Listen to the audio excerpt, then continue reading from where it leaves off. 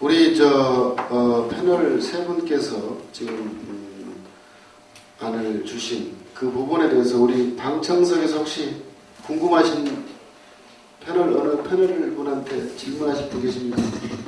신길동에 사는 제2구역에 있는 주민의 한상입니다. 예.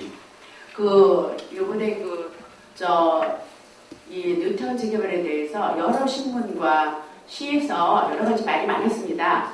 그 신문마다 다 짜집기 하는 식으로 어떤 한 부분만 이렇게 타이틀을 걸어가지고 지금 현재 주민들, 저희 동네 주민들 같아도 신길동의 주민들이 대부분이 보면은 뉴타운 재검토 논란이라는 거에 대해서 뉴타운이 해제된다고 알고 있습니다. 엉뚱하게도. 근데 그 사실을, 진실을 알고자 저도 여기 왔습니다.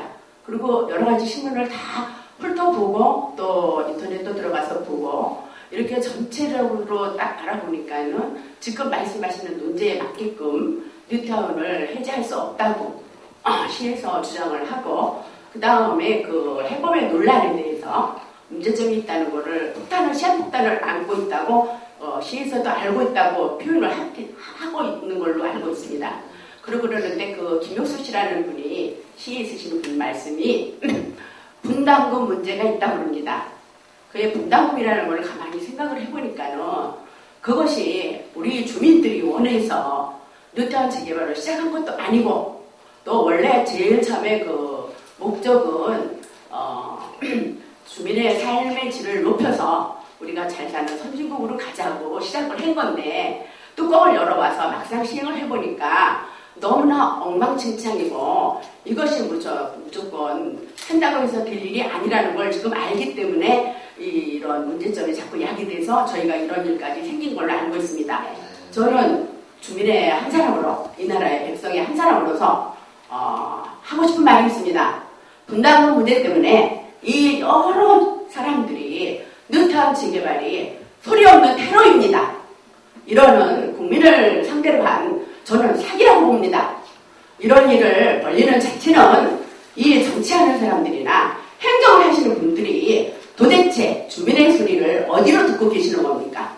제대로 듣고 그 다음에 신문에 발제를 해서 말하면 기재를 해서 주민들 신문을 보시는 여러분들한테 언론에서 밝힐 때도 정확하게 뉴타운 재개발이라는 건 무엇이고 이것의 장점이 뭐고 단점이 뭐고 또 여러분들이 어떻게 판단을 해야 되고 자기 집 재산이 평생을 벌어먹은 이 재산이 어느 한순간에 내 도장 한번 잘못 찍어줌으로써 날아가서 내가 거지가 된다는 사실을 나중에 알고 배송 통보를 한들 못합니까? 이미 차는 떠났습니다. 알겠습니다. 예. 분담금은 정확한 명칭은 아니고 아까 우리 김 선생님도 말씀하신 것 같은데 그러니까 기추진된 추진위원회 같은 경우는 비용을 이미 지출했을 겁니다. 조합이 설립된 것보다 더 많은 비용들이 설립됩니다.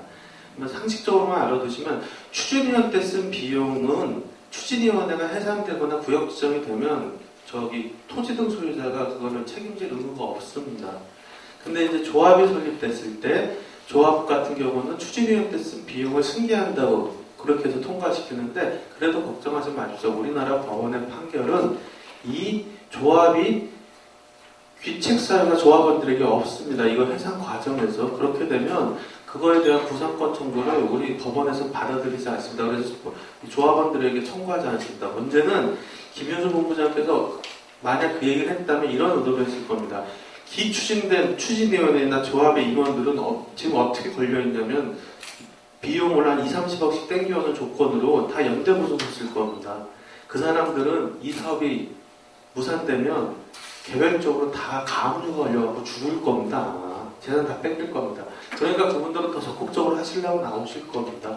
그 문제니까 즉 사실은 사업을 중단시키면 여러 가지 중단시킬 수 있습니다. 그건 뭐 도시계획은 시의 권한입니다. 시가 아니다 싶으면 지구 지정할 수 있습니다. 지구 해제할 수 있는데 못한 이유가 뭐냐? 사실은 거기에 비용이 걸려 있고 그 비용의 부분에 대해서 여러 사람들이 이해관계가 걸려 있는데 그 부분에서 굉장히 고민하시는 것 같고 거기에 대해서 국가 공적 자금을 넣어야 되나 말아야 되나 여러 가지 판단도 있을 것 같습니다. 다만 그 비용 때문에 지구 지정을 해제 못한다는 건 조금 너무 소극적인 거고요. 네, 자 그럼 첫 번째 질문을 마치고 하고요. 두 번째 질문을 한번 더 짚어보겠습니다. 서울시에서는 물론 이번에 해명 자료와 같은 내용입니다.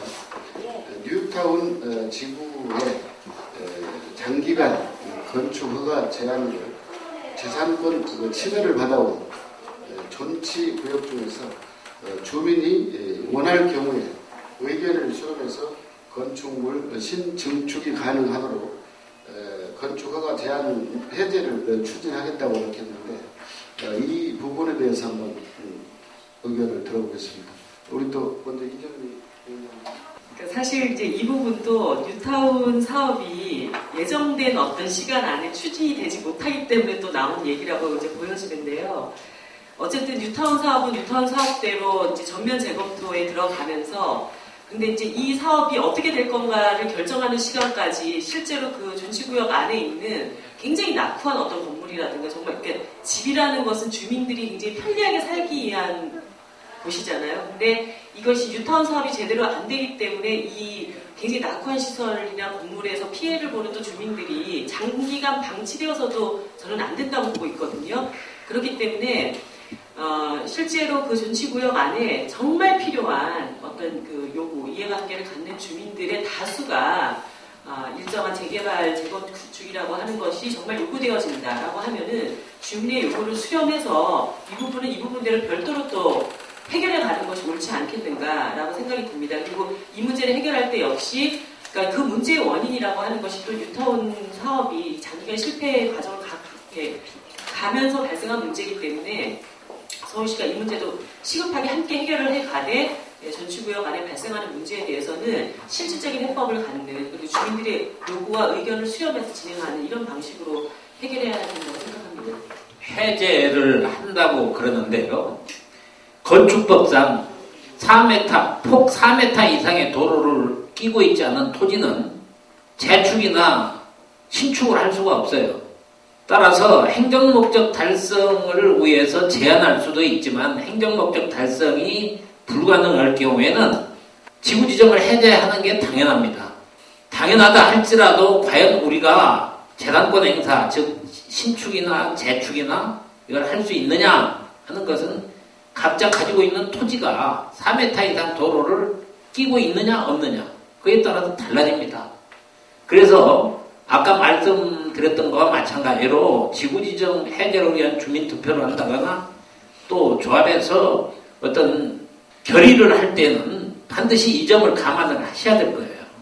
우리 구역이 과연 몇 퍼센트가 4m 해당 도로를 끼고 있는 토지들이 몇 퍼센트냐 또 4m 이내의 도로만을 끼고 있는 토지 등 소유자가 몇 명이냐 이걸 감안을 해서 결정을 해야 될 것으로 보입니다. 약간 오해가 있으신 것 같은데 제가 반박하려는 건 아니고 폭 4m 도로를 끼고 있냐 없냐의 문제는 구역 지정을 할 때 접들이 되냐 안 되냐를 판단하는 거고 건축허가는 사실은 주차장을 내지 않겠다 그러면 맹지도 건축은 할 수 있습니다.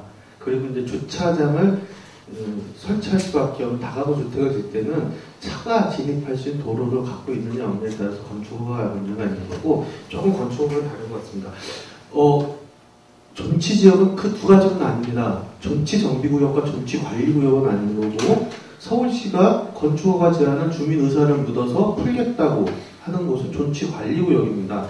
존치관리구역은 원래 뉴타운 개발 계획을 할 때는 뉴타운은 법상 주거지역은 50만 제곱미터, 중심지역은 20만 제곱미터라는 면적 기준이 있습니다. 그 이하로 내려가면 뉴타운으로 지구 지정이 될 수가 없습니다. 그렇기 때문에 노후도를 낮춰버린 겁니다.